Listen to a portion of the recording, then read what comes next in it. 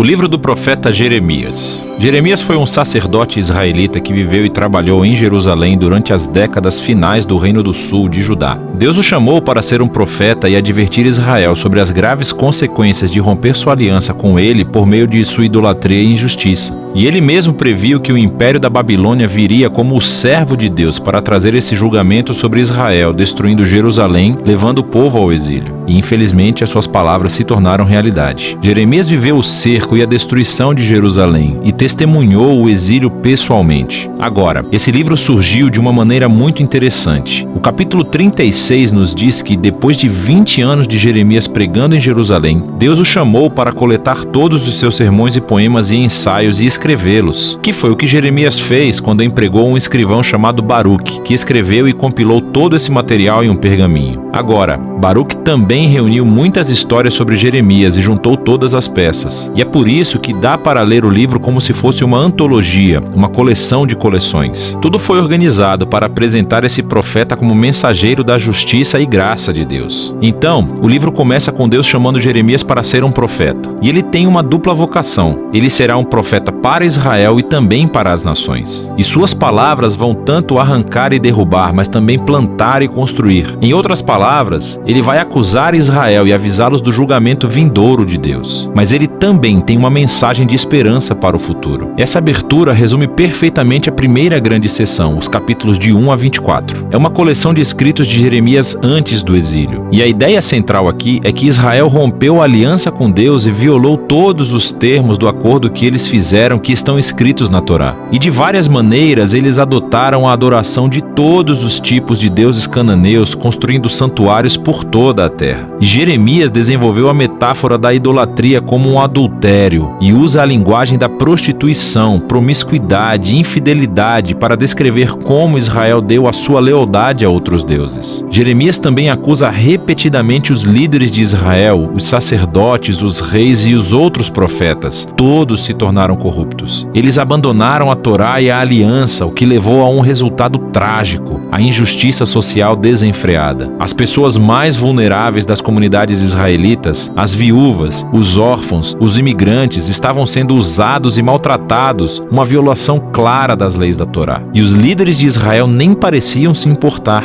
Então, um lugar clássico onde todas essas ideias são reunidas é no capítulo 7. É o chamado o Sermão do Templo de Jeremias. Os israelitas estão vindo para adorar o seu Deus no templo como se tudo estivesse bem, mas fora do templo eles estão adorando outros deuses. E alguns estavam até adotando a terrível prática cananeia de sacrifício de crianças. E então Jeremias faz o seu anúncio muito impopular. O Deus de Israel está vindo em julgamento. Ele vai destruir o seu próprio templo e punir Israel ao enviar um inimigo do norte. Esse é um exército a quem Deus permitiria a conquista de Jerusalém. E à medida que você lê, você descobre que ele está falando sobre o grande império da Babilônia. E tudo isso leva a uma transição no capítulo 25. Israel não voltou para o seu Deus, e assim, no primeiro ano do novo rei da Babilônia, Nabucodonosor, Deus diz a Jeremias para anunciar que os exércitos babilônicos estão indo em direção a Israel e a todos os seus vizinhos para conquistá-los e levá-los ao exílio por 70 anos. Ele compara a Babilônia a um cálice de vinho cheio até a borda, com a ira de Deus diante de toda a injustiça e idolatria de Israel. Deus fará com que Israel e as nações bebam desse cálice. Agora, esse capítulo é o segredo do conceito do livro, porque tudo que se segue vai se concentrar no ataque proveniente da Babilônia. Primeiro em Israel, nos capítulos de 26 a 45, e depois nas outras nações, nos capítulos 46 a 51. A seção sobre Israel primeiro continha histórias sobre como Jeremias implorou a Israel que voltasse atrás, como ele os advertiu até o último minuto, mas os líderes de Israel continuavam a rejeitá-lo. A seção conclui com uma grande coleção de histórias sobre como Jerusalém foi sitiada e eventualmente destruída pela Babilônia, e sobre como Jeremias foi perseguido durante todo esse tempo e eventualmente sequestrado e levado contra sua vontade para o Egito por um grupo de rebeldes israelitas. Agora,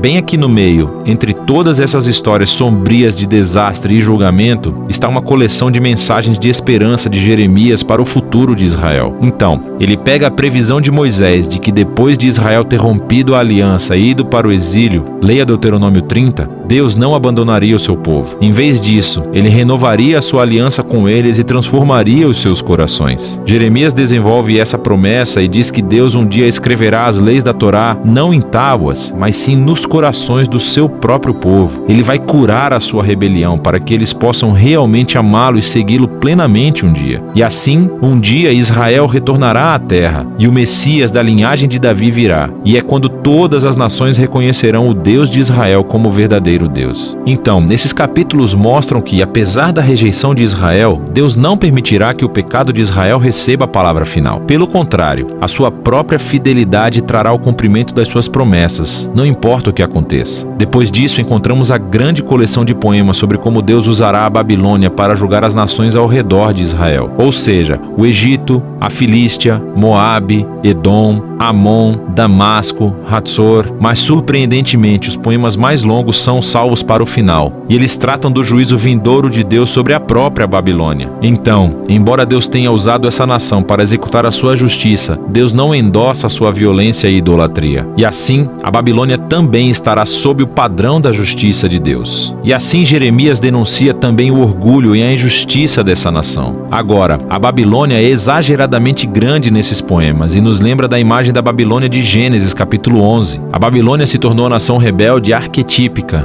Na sua glorificação da riqueza e guerra, Deus vai dar a essa nação a sua própria destruição. O livro conclui com uma história tirada do final do livro de 2 Reis. Ele fala sobre o ataque final da Babilônia a Jerusalém, como eles destruíram as muralhas da cidade e queimaram o templo e levaram o povo para o exílio. A história mostra como as advertências de Jeremias do capítulo 1 ao 24 foram cumpridas. Mas então o capítulo termina com um conto sobre o rei israelita cativo Jeoaquim, que é o herdeiro da linhagem de Davi. E o rei da Babilônia o libera da prisão e o convida a comer na mesa real pelo resto da sua vida. E é assim que o livro termina. Portanto, é um pequeno vislumbre de esperança. E isso lembra as promessas de esperança de Jeremias dos capítulos 30 a 33. Deus não abandonou seu povo ou a promessa de um futuro rei vindo da linhagem de Davi. E assim, esse livro contém uma enorme quantidade de avisos e julgamento. As palavras finais concluem com uma nota de esperança para o futuro. E é disso que se trata o livro de Jeremias.